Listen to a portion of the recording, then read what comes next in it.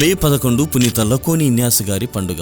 శాంతి స్థాపకుడు లకోని ఇన్యాస్ గారు ఇటలీలోని సార్జినియాలో లకోని అనే ఊరిలో జన్మించారు. పెరుగుతున్న కొద్దీ బక్కపలసగా బలం లేకుండా ఒక జబ్బు మనిషిలా ఉండేవారు. అట్టి బాలునికి తండ్రితో పాటు పొలంలో కష్టించి పనిచేయడం వల్ల ఇంకా కృషించిపోయేవారు. తమ 17వ ఏట తీవ్రమైన అనారోగ్యంతో కోలుకుంటే జీవితాన్ని అసిసి ఫ్రాన్సిస్ కి అంకితం చేస్తానని ప్రతిజ్ఞ చేశారు. చివరకు ఒక కపూచిన్ మఠంలో చేరి తమ జీవితమంతా కూడా కపూచిన్ బ్రదర్ గా సభ కట్టుబాట్లను తప్పక పాటించి దేవుని ప్రేమలోను తోటి మనుషుల ప్రేమలోను రోజు రోజుకు ఎదిగారు. భిక్షాటనలో పేదలు రోగులను సేవిస్తూ ప్రజలకు క్రీస్తు విశ్వాసం ప్రార్థన బోధించి మార్పు తీసుకువచ్చారు. పగలు భిక్షాటన, రాత్రి దీర్ఘ ప్రార్థనతో జీవించి మరణించి 1951లో భక్తినాథ పోపు గారి దివ్య హస్తాల మీదుగా పునీతుడుగా ప్రకటించబడ్డారు.